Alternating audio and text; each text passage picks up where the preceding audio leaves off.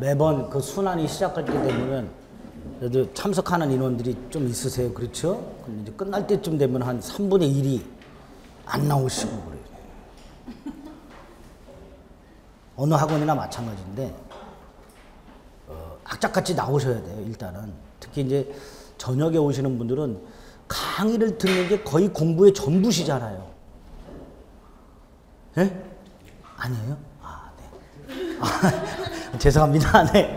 아, 물론 아닌 분들도 계시죠. 이거 말고도 공부하시는 분들 계시는데 예. 좀 학원은 좀 치열하게 다니셔야 됩니다. 치열하게. 예. 일단 빠지지 않는 게 첫걸음입니다. 합격에. 그리고 아까도 말씀드렸지만 지금 여기 계신 분들의 실력이 다 천차만별이란 말이죠. 그래서 제가 말씀드려서 압축해서 정리해드리는 게 한 8, 90% 딱 정리가 되는 분들도 계시고 반 정도도 안 되는 분들도 분명히 계세요. 지금은 다 비슷해요. 하지만 반복해서 듣다 보면 다 합격하실 수 있습니다. 시험 공부를 할 때, 특히 객관식 시험 공부를 할 때는 가장 중요한 게 자신감이에요. 가장 중요한 게. 나는 될 수 있다. 이런 자신감이 제일 중요합니다. 제가 꼭 무슨 기독교라서 그런 게 아니라 제가 약간 나이롱 신자거든요.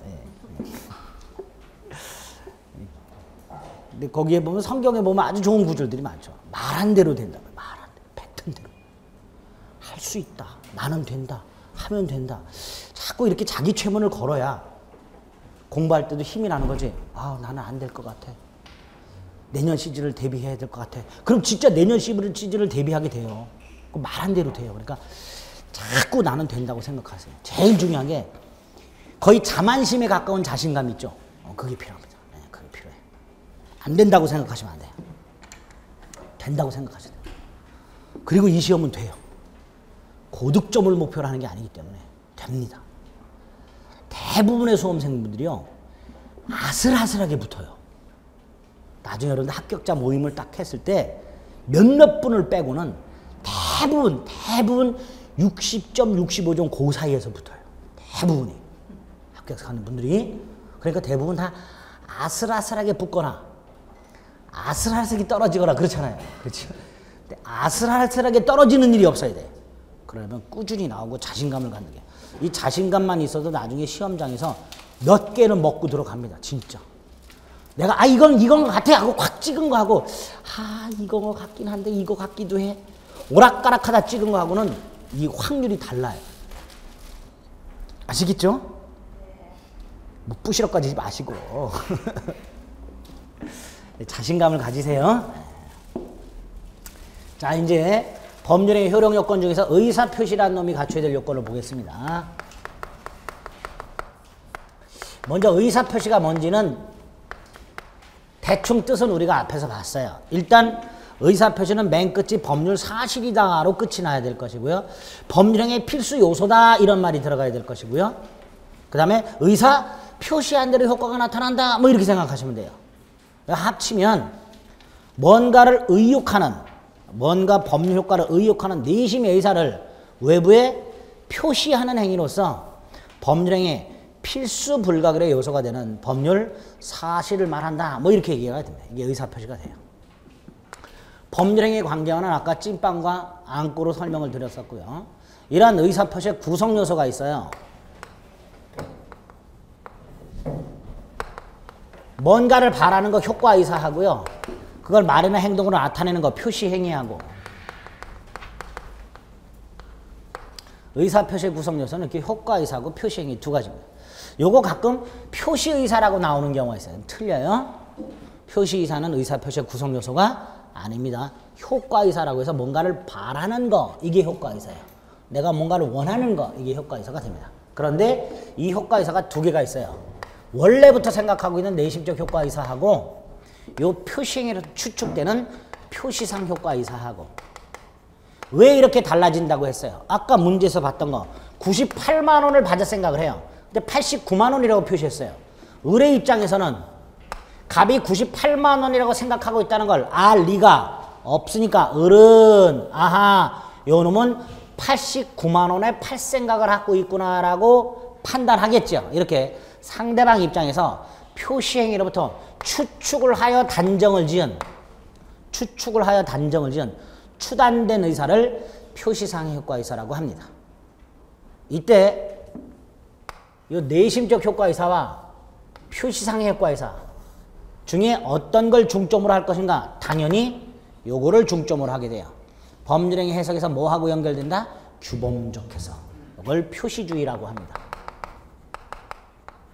그 다음에 여기에 중점을 두는 걸 의사주의라고 하는데 당연히 우리민법은 뭘 원칙으로 하고 있다? 표시주의를 원칙으로 하고 있습니다. 그리고 의사주의를 가미한 이런 형태를 우리민법은 취하고 있습니다. 표시주의를 원칙으로 하되 의사주의를 가미한 표시주의에 기울어진 절충주의 이렇게 말을 합니다. 표시주의에 기울어진 절충주의 이렇게 말해요. 이게 우리민법의 태도예요. 어쨌든 이렇게 구성 요소는 이렇게 되어 있고 효과의사가 둘로 나눠진다. 그 중에 표시상해 효과의사가 원칙이다. 그래서 판례 문구에 보면 이런 게 있습니다.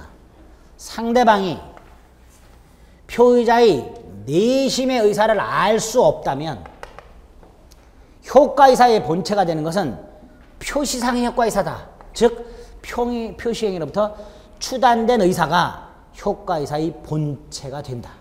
그래서 아까도 말씀드렸지만 당사자의 내심의 의사 여하와는 상관없이 표시행위로부터 그 객관적 의미를 추단해야만 한다.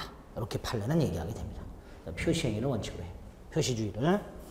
그 다음에 이 표시행위는 말로 하는 명시적 의사표시가 있고요. 거동을 통해서 하는 묵시적 의사표시가 있습니다. 이렇게 의사표시는 명시적 의사표시도 있고 묵시적 의사표시도 있다. 그래서 항상 법률행위 무권대리 추인에서도 추인의 의사표시는 명시적, 묵시적을 불문한다. 뭐 이런 말도 나오죠. 의사표시는 명시적으로 할 수도 있고 묵시적으로 할 수도 있습니다.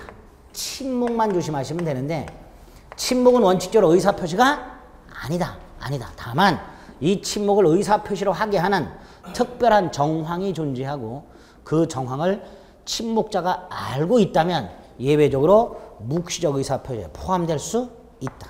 이렇게 의사표시는 기본적으로 명시적, 묵시적으로 할 수 있는 게 원칙이지만 나중에 복대리를 가면 명시적 의사표시만 가능하고 묵시적 의사표시는 안 되는 경우가 하나가 나와요. 대부분의 의사표시는 명시적 의사표시도 되고 묵시적 의사표시도 된다. 이게 원칙이에요. 그런데 아주 예외적으로 묵시적 의사표시로는 안 되고 명시적 의사표시로만 되는 것도 있어요. 그건 나중에 복대리 가서 한번 볼 겁니다. 어쨌든 기본적으로 명시적, 묵시적 표시 행위를 통해서 자신의 의사를 외부에 나타내게 됩니다. 여기 구성 요소예요. 세 번째로 의사표시가 효력이 생기려면 의사표시가 일치하고 하자가 없어야 되죠. 만약에 불일치하거나 하자가 있으면 어떻게 처리할까? 이걸 비정상적 의사표시로.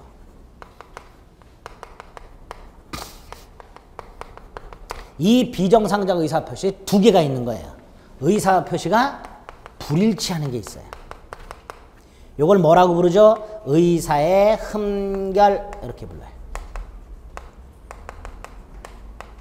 의사의 흠결. 즉 표시 행위에 대응되는 내심적 효과의사가 없다. 이걸 다른 말로 길게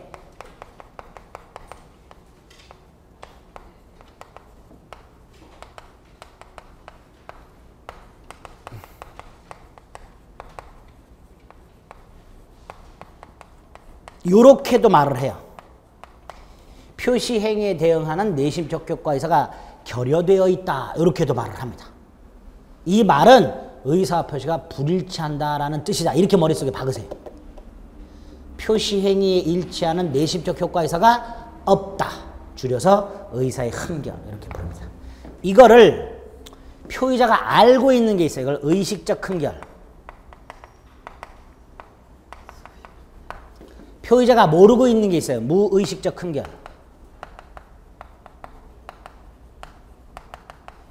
이 의식적 흠결의 기본이 107조 비질의 표시예요. 상대방이 합의해 주는 게 있어요. 108조 허위 표시가 있어요. 아예 표의자가 스스로 모르는 게 있어요. 109조 착오. 이렇게 의사의 흠결에는 세 가지 형태가 민법에 규정이 되어 있습니다. 반면에 의사와 표시는 일치하되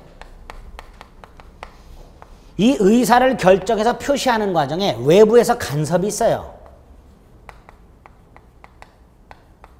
누군가 속이거나 기망, 누군가 협박을 하거나.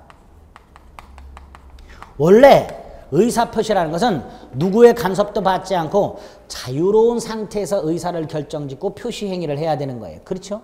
그런데 누가 간섭을 했다. 이거 정상적이라고 볼 수는 없습니다. 이걸 하자가 있다라고 얘기를 해요. 이게 110조 사기강박이 있습니다. 이렇게 비정상적 의사표시가 총 4가지가 민법에 규정이 되어 있고, 비진의 표시는 원칙적으로 어떻다 그랬어요? 유효하되 예외적으로 뭐가 된다? 무효가 되고요. 허위 표시는 그냥 무효라 그랬어요.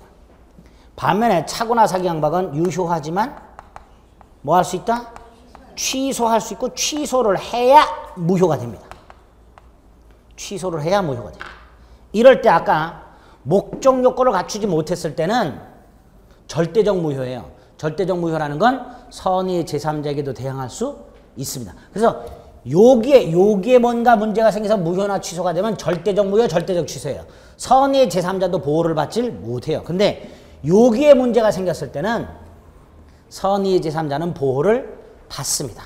즉 선의의 제3자에게 대항을 못해요.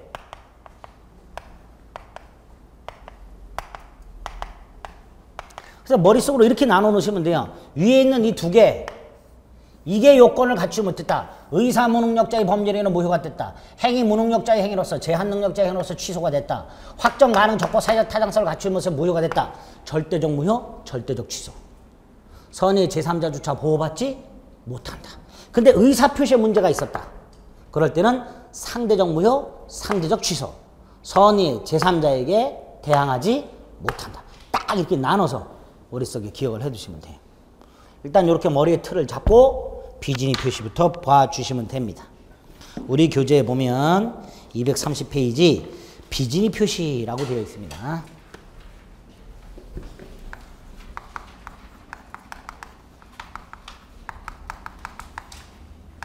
진의 아닌 의사표시 이렇게도 부르죠. 단독 허위 표시라고도 합니다. 심리유보라고도 해요. 심리유보라는 건 속마음을 감추고 라는 뜻입니다. 일본식 한자입니다. 속마음을 감추고. 자, 이런 비진의 표시 뜻이 뭐죠? 표의자의 진의와 표시가 일치하지 아니함을 알면서 하는 의사표시. 본인의 의사와 갑이요, 의사하고 표시가 불일치해요. 그걸 얘가 알고 있어요. 상대방은 모르고 이게 전제가 된다고 그랬어요. 제가 맨날 예를 들죠. 자기야 내가 예뻐, 김태희가 예뻐? 자기야는 누굴 생각해요? 김태희를 생각을 해요. 근데 말은 뭐라 그래? 네가 이뻐.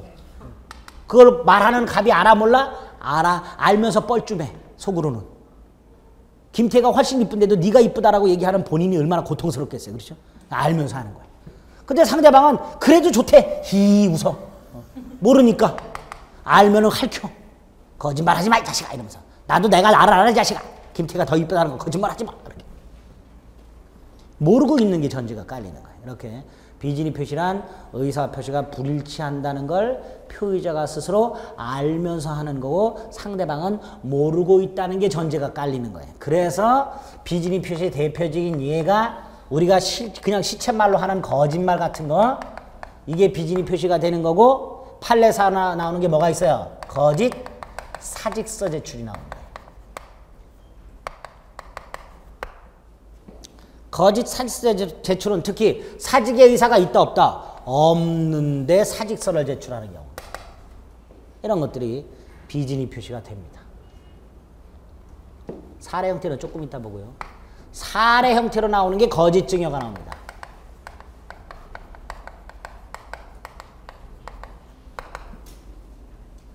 자, 어쨌든 비진의 표시는 이렇게 개념을 잡으면 되는데 요건이 있어요. 비진의 표시가 성립하기 위한 요건. 첫째가 일단 뭐가 있어야 돼요? 의사표시가 있어야 되죠. 사건 이런 건 비질이라는 게 있을 수가 없는 거예요. 그렇죠? 네? 채무불이행, 불법행위 이런 건 비질이라는 게 있을 수가 없는 거예요. 의사표시라는 게 일단 있어야 돼요. 비질이 표시도 일단 의사표시는 있어야 되니까 당연히 의사표시. 제가 만약에 여기에서 여러분에게 농담을 합니다. 여러분들이 합격하면 제가 사무실을 내드릴게요. 실제로 내드릴 생각이 있어요, 없어요? 없지. 이걸 여러분들이 비질 표시라고 나중에 원칙대로 표시된 대로 유효하다. 합격했으니까 사무실 내달라. 그렇게 하실 분은 아무도 없죠. 왜? 제가 농담한다는 걸 다 알아. 이런 건 의사표시가 아닌 거예요. 강사가 강의하면서 하는 내용, 연극배우가 무대 위에서 하는 대사 같은 것들, 이런 것들은 아예 의사표시가 아닌 거예요. 그런 것들은 의사표시라고 할 수가 없는 거예요. 그래서 누가 봐도 법적 효과 발생을 의혹하는 의사표시라는 게 있어야 돼요. 두 번째로 이 의사와 표시가 불일치해야 되는데 여기서는 의사를 다른 말로 진의라고 합니다. 그리고 알고 있어야 돼, 스스로. 표의자가. 이게 세 가지가 요건이에요. 왜 비질이 표시를 했을까? 비질이 표시를 하게 된 이유나 동기 따위는 묻지 않습니다. 그런 건 안 물어요. 요 세 가지만 있으면 돼요. 비질이 표시를 하게 된 이유나 동기 따위는 개나 주라 그래요. 그렇죠? 그런 건 묻지 않습니다. 딱 요 세 가지 요건을 갖추면 되는데 그 중에서 요게 핵심이죠. 진의 뜻. 비진이 표시에서 말하는 진이라는 게 뭘까? 당사자가 진정으로 마음속에서 바라는 사항. 이게 사전적인 의미죠. 그렇죠? 네 진의가 뭐냐 그랬더니 이거 아니에요. 근데 법에서는 이걸 말하는 게 아니다. 특정 의사를 표시하고자 하는 생각을 말한다.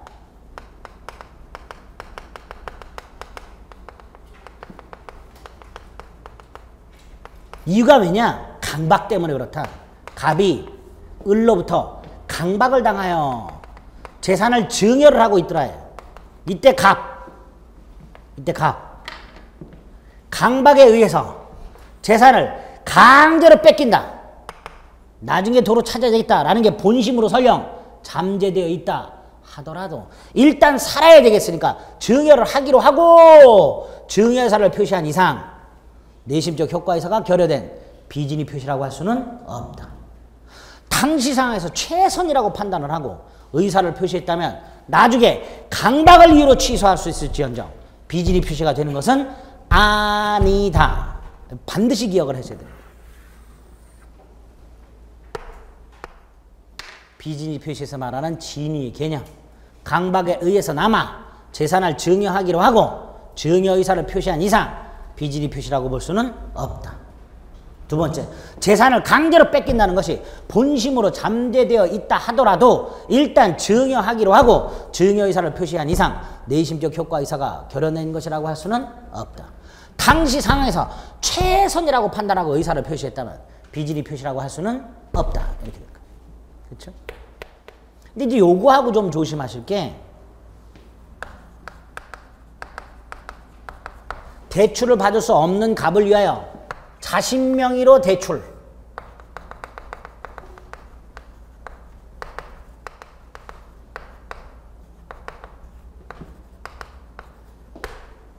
갑이 대출을 받을 수가 없어요. 이 사립학교 법인이었어요. 이 사립학교 법인이 상호신용금고에다 전화했어. 대출 좀 받자. 그랬더니 안 된대. 한도가 찼대. 그래? 직원 셋을 보내요. 뭐라고 협박했을까요? 받아와라. 니들이 이거. 안 받아와? 그럼 내년에 임용 안 해. 그러니까 얘네들이 어쩔 수 없이 울며 겨자 먹기로 가서 지들 이름으로 대출을 받아옵니다. 그리고 그 사정을 은행이 다 알아요. 그래도 요거 비진의 표시가 아니다. 유효하다. 누가 주채무자다? 이름을 빌려준 자. 이 사람이 주채무자다. 대출을 받을 수 없는 자를 위하여 자신의 이름으로 대출을 받아주는 경우 그 명의인이 뭐가 된다? 주채무자가 되고 이 사람이 채무, 부담, 의사가 없는 것이라고 할 수는 없다. 채무, 부담, 의사가 있더라. 비진의 표시가 아니라는 거. 그래서 함부로 자신의 이름으로 대출 받아줘서는 안 된다라고 말씀을 드렸었습니다. 그래서 두 번째 요건과 관련해서 진위의 개념하고 요 판례하고 두 가지를 기억을 해주시면 돼요. 됐죠? 세 번째 효과. 원칙적으로 어떻다? 표시된 대로 유효하다. 다만 예외가 있다.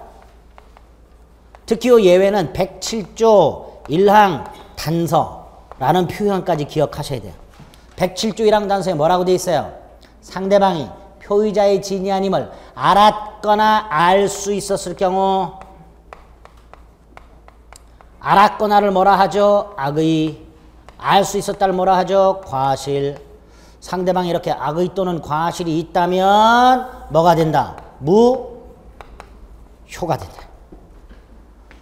원래는 표시된 대로 유효여야 되는데 상대방이 표의자의 진위 아님을 알았거나 알 수 있었을 경우에는 무효가 됩니다. 이럴 때 무효가 되었다 하더라도 누구한테는 찍소리 못한다? 선의 제3자에게는 찍소리 하지 못한다. 이게 효과가 돼요. 자, 이렇게 비진위 표시의 성립 요건과 그 효과를 머릿속에 딱 박으시고 사례 형태를 하나 정리하십니다. 갑이 시험 문제에 비진위 표시가 사례 형태로 잘 나오진 않아요. 잘 나오진 않는데 나오게 되면 이렇게 나와요. 갑이 을에게, 제가 여기까지 거의 처음 온 것 같은데.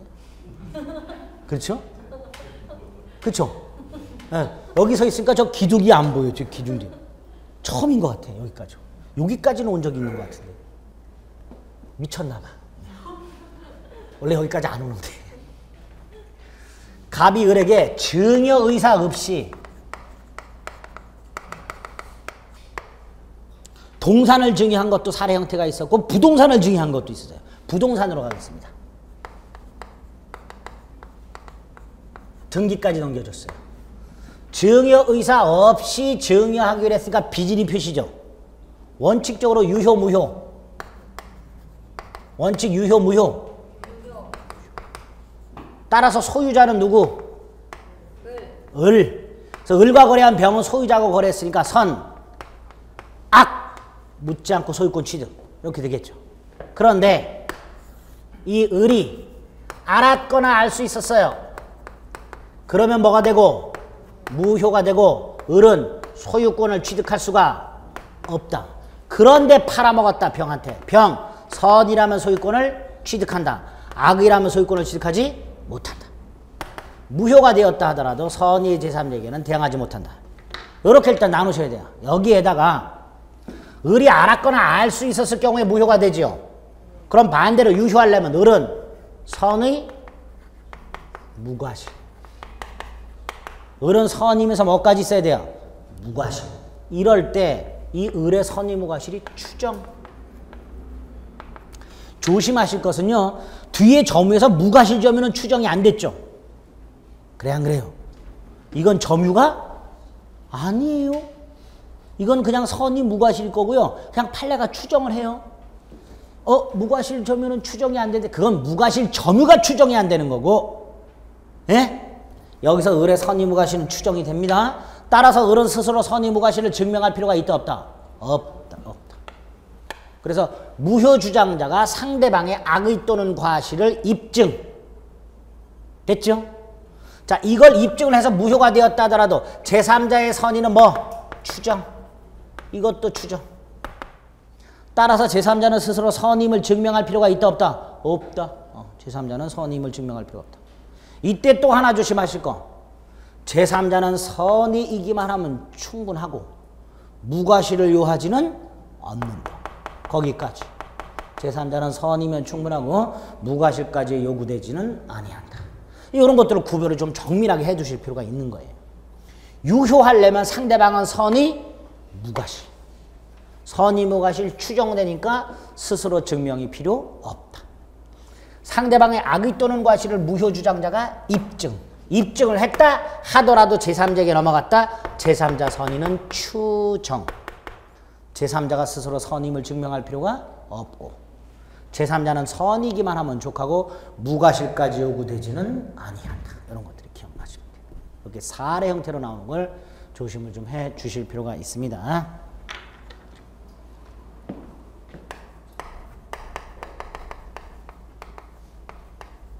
적용 범위 먼저 단독행위에 적용되고 계약에도 적용되고 단독행위라면 상대방이 없는 단독행위도 적용되고 상대방이 있는 단독행위도 적용되고.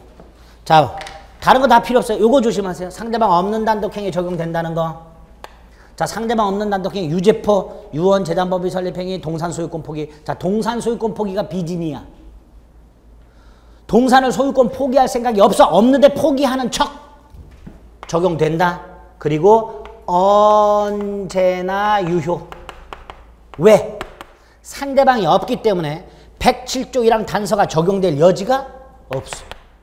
107조 1항 단서가 뭔데요? 상대방이 알았거나 알 수 있었을 경우에는 무효가 된다. 이게 적용될 여지가 없어요. 상대방이 없기 때문에. 따라서 상대방 없는 단독행위가 비진이 표시라면 언제나 유효. 107조 1항 본문만 적용. 두 번째, 가족법상 행위 적용 안 돼. 가족법상 행위는 의사를 중심으로 해요. 따라서 가족법상 행위가 비진이 표시다. 그냥 무효. 그냥 무효. 공법상의 행위 여기에도 적용 안 되고 여긴 표시를 중심으로 해요. 따라서 표시된 대로 그대로 효력이 발생. 특히 요거와 관련해서는 거짓 사직서 제출. 두 가지가 있어요. 일반 회사 또는 사립대 교수.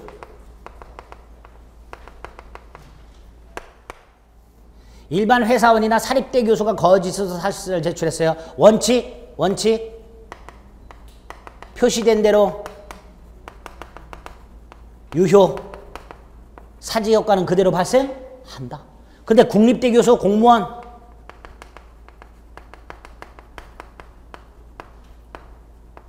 아이고 회사원이나 일반 사립대 교수가 사직서를 거짓으로 썼다. 원칙적으로 표시된 대로 유효하지만 예외 상대방이 알았거나 알 수 있을 경우 무효가 돼요. 반면에 공무원이나 국립대 교수 상대방이 지부지를 묻지 않고 그냥 유효. 왜? 적용이 안 된다니까 공법상 행위는. 그리고 공법상 행위는 표시된 대로 그대로 유효하니까 공무원이나 국립대 교수가 거짓으로 사직서를 냈을 때는 상대방이 지부지를 묻지 않고 그대로 유효. 단체법상 행위. 예컨대 주식인수청약. 주식을 공개해서 발행을 할 때 그 주식을 인수하겠다는 사람들 무지하게 많죠. 얼마 전에 삼성생명인가 공개할 때 난리 났죠. 그때 그 주식인수청약을 비진으로 했어.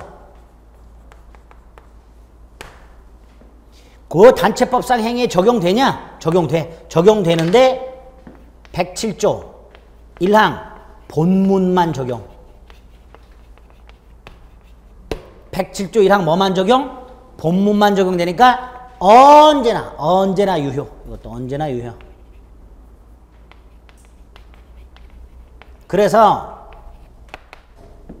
상대방 없는 단독행위 107조 1항만 본문만 적용. 언제나 유효. 공법상의 행위 아예 적용 안 되고 표시. 그래서 언제나 유효. 단체법상 행위 역시 107조 1항 본문만 적용. 그래서 107조 1항 본문만 적용되는 게 두 개. 상대방 없는 단독행위하고 단체법상 행위. 107조가 아예 적용이 안 되고 표시된 대로 언제나 유효한 거. 공법상 행위. 그래서 요 세 개는 결론은 똑같아요. 결론은 똑같은데 과정이 좀 다르죠. 그렇죠? 그래서 107조 1항 본문만 적용되는 거 두 개 하고 아예 107조가 적용 안 되고 표시된 대로 효력이 생기는 거 하나. 결과는 같다. 적용 범위의 문제까지 기억을 해주시면 됩니다. 비진이 표시 요건 있고요. 특히 진의 반드시 기억을 해 주셔야 되고요. 우리 교재 231페이지 보면 강압에 의한 증여가 있고 명의 대여가 있고 사직서 제출 있죠? 그 사직서 제출도 일반 회사원의 사직서 제출과 공무원의 사직서 제출 요거를 구별해서 기억을 좀 해주시면 되겠고요. 특히 사직서 제출 중에 동그라미 2번에 보면 자의로 사직서를 제출한 경우라고 돼 있죠? 회사가 강요한 게 아니죠. 이건 비진의 표시라고 할 수는 없는 거예요. 네. 그다음에 효력이 있습니다. 원칙이 있고 예외가 있고요. 적용 여부 재산상 거래 행위에 적용된다. 가족법상 행위 적용 안 된다. 공법상의 행위 적용되지 않고 공법상의 행위는 표시된 대로 가족법상 행위는 의사대로 오른쪽 단독행위 특히 상대방 없는 단독행위도 적용된다. 그 다음에 4번은 나중에 대리권 남용 가서 살펴볼 거예요. 대리권 남용 가서 머릿속으로 지금 일단 이렇게만 기억을 해주세요. 대리권 남용의 경우에도 비진의 표시 규정이 유추 적용된다. 이렇게. 그래서 비진의 표시 적용 범위 중에 대리권 남용이 하나 있다라는 거. 자, 그러면 사례 형태로 나온 거 간단히 한번 통해서 정리를 해보겠습니다. 갑은 그의 X토지를 내심의 의사와는 달리 을에게 기부를 하고 을 앞으로 이전 등기를 마쳤다. 저거죠? 증여 의사 없이 증여를 하고 등기를 마쳤다. 1. 갑의 의사표시는 무효이므로 벌써 틀렸죠? 갑의 의사표시는 원칙적으로 유효함으로 라고 해야 되죠. 2번 갑의 의사표시는 단독행위이므로 틀렸죠? 계약이잖아요. 그렇죠? 을과의 계약이고 나아가 설령 천보만보 양보해서 단독행위라 하더라도 단독행위 비진의 표시 규정이 적용되지요. 어쨌든 틀린 거예요. 2번은. 3번은 갑의 진의에 대한 을의 악의가 증명이 돼서 X토지 소유권이 갑에게 회복이 됐다. 을은 갑에게 손해배상을 청구할 수 있다. 듣도 보도 그쵸? 뭐 이거 들어. 상대방이 알았거나 알 수 있을 경우는 무효가 되고 다만 상대방은 갑에게 손해배상을 청구할 수 있다. 이런 거 우리 본 적도 없습니다. 그렇죠? 갑이 거짓말한 걸 을이 알고 있어. 도대체 뭔 손해가 생겼을까요? 을에게? 정신적 충격? 거짓말하는 걸 알았는데 뭔 정신적 충격? 아까 할킨다 그랬죠? 거짓말 하지 마라 그러면서 오히려 할킴을 당한 갑에게 손해가 생기겠죠. 4번 을이 통상인의 주의만 기울였어도 갑의 진위를 알 수 있었다. 부주의해서 몰랐다죠. 과실이 있는 거죠. 무효. 따라서 을은 소유권을 취득할 수 없다. 4번이 옳은 설명이네요. 그렇죠? 밑에 정답이 1번으로 되어 있습니다. 틀렸습니다. 4번인가요? 아, 이거 흐릿해구나. 이게 복사가 돼서 저는 1번으로 보였어요. 4번으로 돼 있죠? 맞나? 아, 제가 눈이 어리어리해요. 에이, 안경을 벗어야 돼. 아, 4로 돼 있군요. 4번이 옳은 집입니다. 노안 수술을 해야 돼. 급격하게 눈이 나빠졌어. 5번 을로부터 X토지를 매수해서 이전 등기를 경류한 병이 갑의 진위를 몰랐다. 자, 보세요. 아까 저 끝에 병을 보세요. 을에게 넘어가 있는 등기가 유효가 됐든 무효가 됐든 병이 선이라면 병은 무조건 소유권 취득하죠. 그렇죠? 그렇죠? 그러니까 유무효를 따질 필요가 없어요. 병이 선이라면 병은 소유권을 취득하니까 X토지 소유권은 누구한테 있다? 병에게 있다. 그러면 되죠. 그러면. 그래서 옳은 건 4번 이렇게 될 겁니다. 됐죠? 자, 여기까지가 비진의 표시.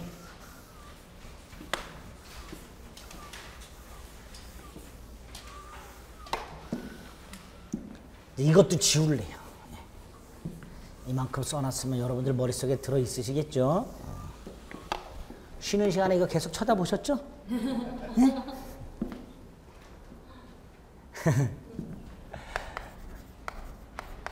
쉬는 시간은 제가 쉬는 시간이라 그랬습니다. 허위 표시.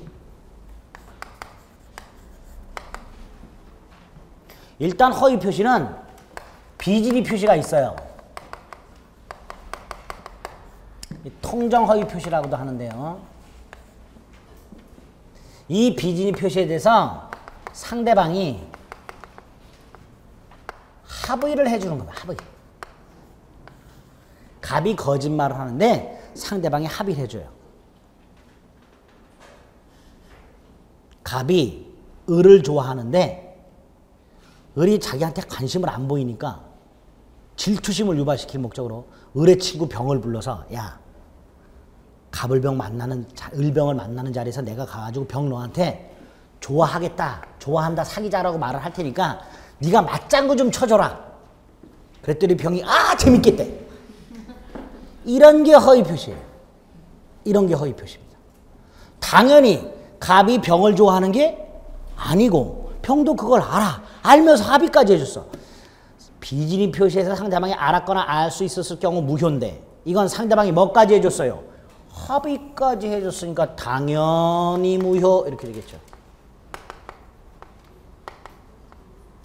그래서 허위 표시는 우리 비정상적 의사 표시 중에서 의사주의를 원칙으로 하고 있는 유일한 조문이 됩니다.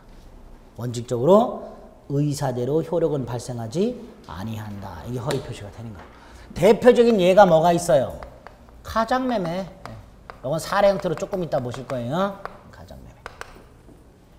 자, 어쨌든 상대방과 합의하에 이루어지는 비진이 표시니까 당연히 상대방 입장에서 표의자의 지인이 아님을 아는 것만으로는 허위 표시라고 할 수가 없겠죠. 아는 것만으로는 저리로 가는 거예요. 비진이 표시 예외적 무효로 가는 거야. 그러니까 합의까지 있어야 되고 통정통모 양해까지 있어야 되기 때문에 비진이 표시에 대해 상대방이 단순히 아는 것만으로는 합의라고 할 수는 없다. 통정통모 양해가 있어야 한다. 이렇게 될 거예요. 자, 이때 요건 간단해요. 요건은 세 가지 요건이 일단 있어야 돼요. 비진이 표시 요건 3개. 뭐가 있죠? 의사 표시가 있을 것, 불일치할 것, 알고 있을 것. 여기에다가 뭐가 필요해? 상대방과의 합의, 통정통모 양해 합의가 있을 것. 요게 추가되는 요건이 될 겁니다. 그래서 의, 요건, 효과는 아주 단순해요. 허위 표시는. 허위 표시는 이 의, 요건, 효과가 나오기보다는 사례 형태로 이게 많이 나옵니다. 가장매매. 자, 그래서 먼저 기억하실 게 가장매매 사례 형태입니다. 맨날 이렇게 나오죠. 갑이 강제집행을 면탈할 목적으로 친구 을과 짜고 매매를 가장하여 등기를 넘겨줬다. 뭐 이따구로 나오죠. 특히 우리 대법원은요, 요 둘 사이가 부모 자식, 형제 자매라면 가장매매로 추정을 해버려요. 매도인과 매수인 사이에 특별한 인적 관계가 존재하면 가장매매로 추정. 부부 사이에, 부모 자식 사이에, 형제 자매 사이에 부동산을 매매한다는 건 이례적인 현상이다. 따라서 채무 변제에 쫓기고 있는 매도인이 형제 자매에게 부동산을 매각했다. 가장매매로 추정할 것이다. 이렇게. 하여튼 이례적인 현상이 되는 거예요. 어쨌든 이렇게. 그래서 주로 등장하는 게 친구예요. 친인척이 등장하면 가장매매로 추정하니까 주로 등장하는 게 이제 친구. 그것도 약간 학교 다닐 때 조용히 있던 약간 모자라는 친구. 이렇게. 그래서 문제 보면 강제집행을 면탈한 목적으로 약간 모자라는 친구들과 짜고 약간 모자라는이 빠져 있어요. 어쨌든 친구들과 짜고 매매를 가장해서 등기를 넘겨줬다. 이렇게 나와요. 일단 둘 사이를 보겠습니다. 먼저 이 둘 사이의 가장매매는 무효가 돼요. 그리고 을에게 넘어가 있는 등기도 무효가 되니까 소유권은 여전히 누구한테 있어요? 갑에게 있습니다. 두 번째로 갑이 을에게 가장매매를 통해서 등기를 넘겨준 거, 이거는 불법 원인급여가 아니죠. 불법 원인급여가 아니니까 갑은 을에 대해서 소유권에 터져봐 뭐 할 수 있다? 말소 등기를 청구할 수 있다 없다? 있다. 또는 진정 명의 회복을 위한 이전 등기를 청구할 수 있다. 이렇게 됩니다. 말소 등기를 청구하거나 진정 명의 회복을 위한 이전 등기를 청구할 수 있게 됩니다. 그런데 얘가 이걸 안 하고 있어요. 왜? 갑의 채권자가 있더라 말이죠. 그래서 이 갑의 채권자가 이 말소 등기 청구를 대위하거나 아니면 이걸 뭐 하게 돼요? 채권자 취소권을 행사해서 취소할 수가 있게 됩니다. 그래서 가장 매도인의 채권자가 가장 매매 행위를 채권자 취소권을 행사해서 취소할 수 있다가 됩니다. 있다. 그래서 취소하게 되면 을등기가 말소가 되고 을등기가 말소가 되면 갑으로 회복이 되니까 갑의 채권자는 뭐 할 수 있다? 강제 집행할 수가 있게 됩니다. 여기까지가 기본이 돼요. 말소 등기 청구할 수 있다까지가. 두 번째, 이 상황에서 을이 병에게 양도한 경우, 그래서 등기를 넘겨준 경우, 이때 병은 둘로 나뉜다. 선의와 악의로. 제3자가 선이라면 소유권을 취득한다. 악의라면 소유권을 취득하지 못한다. 특히 제3자가 선인 경우, 제3자가 선이라면 갑도 선의의 제3자에게 찍소리할 수 없고 갑의 채권자도 선의의 제3자에게 찍소리할 수 없다. 이렇게 되죠. 그렇죠? 얘가 소유권을 취득하는 거예요. 그런데 얘가 무효를 주장하는 것은 무방하다. 선의의 제3자가 무효를 주장하는 것은 무방하다. 이게 대항하지 못한다의 뜻이었습니다. 대항하지 못한다라는 것은 선의의 제3자에게 무효를 주장할 수 없으나 선의의 제3자가 무효를 주장하는 것은 무방하다, 이런 뜻입니다. 왜 이런 걸 만들어놨다 그랬어요? 이 가장매매를 통해서 넘겨준 아파트가 1억인데 이거를 을이 병한테 7천에 팔 수도 있고 2억에 팔 수도 있는데, 만약에 2억에 팔았다면 병은 무효를 주장해서 부동산 되돌려주는 게 더 나은 거라 그랬어요. 그렇죠? 그래서 선의 제3자 입장에서 무효를 주장할 수도 있어야 돼요. 선의의 제3자가 무효를 주장하는 것은 무방합니다. 반면에 만약에 7천에 팔았다면 얘는 소유권을 주장할 것이고요. 이때 선의의 제3자가 거래한 전득자, 선악 불문하고 소유권을 취득하죠. 이걸 엄폐물의 법칙이라고 그랬습니다.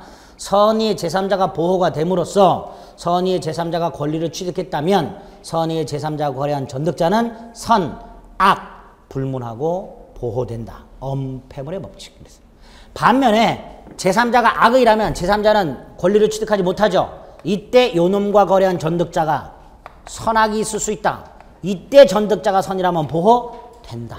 악의라면 보호받지 못한다. 따라서 악의의 제3자와 거래한 선의의 전득자도, 악의의 제3자와 거래한 선의의 제3자도, 전득자도 108조 2항의 선의의 제3자에 포함 된다, 안 된다? 포함된다. 악의의 제3자와 거래한 전득자가 선이라면 이 사람도 보호를 받기 때문에 그 전득자, 선의의 전득자도 108조 2항에서 말하는 보호되는 선의의 제3자에 포함. 여기까지. 자, 이렇게 선의의 제3자가 보호를 받거나 전득자가 보호를 받는 경우 갑은 부동산은 더 이상 되찾아올 수가 없지요. 이럴 때 갑이 을에게 할 수 있는 거, 등기 말소를 청구할 수는 없다. 대신 을이 병한테 팔아먹은 이 7천 돌려받아야 되죠. 예? 을은 7천만 원을 부당하게 갖고 있는 거잖아요. 갑소의 땅을 팔아가지고 갖고 있는 돈이 얼마예요? 7천을 을이 갖고 있잖아요. 이거 부당이득이지 않습니까? 돌려달라고 해야죠.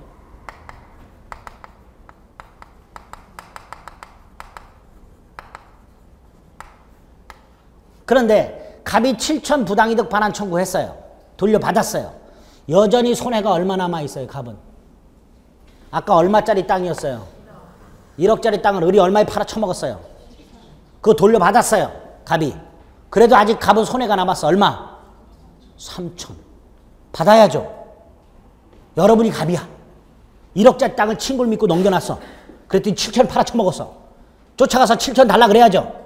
7천 달라고 받은 다음에 3천원 내가 떼인셈 칠게 이렇게 물러나요? 3천도 내놓으라 그래. 여러분이 갑이야. 어떻게 해요? 받아야지.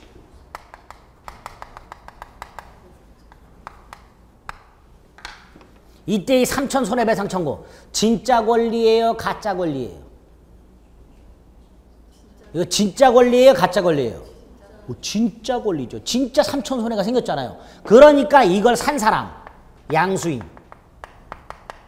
108조 2항에 제3자에 포함된다 안 된다? 포함돼야 안 돼요? 에?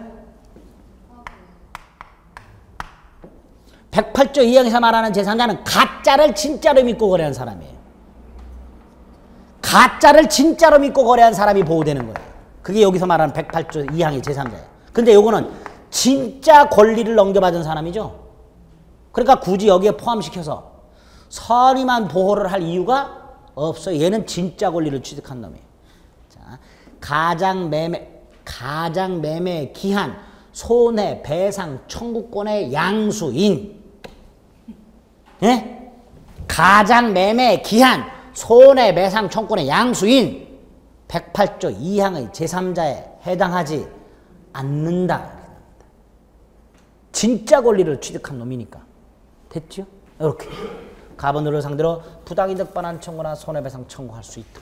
이렇게 기억을 해야 돼요. 여기까지가 소유권을 취득했을 때의 문제예요. 자, 병이 저당권을 취득의 문제는 별개의 문제입니다. 그건 잠시 쉬었다 보겠습니다.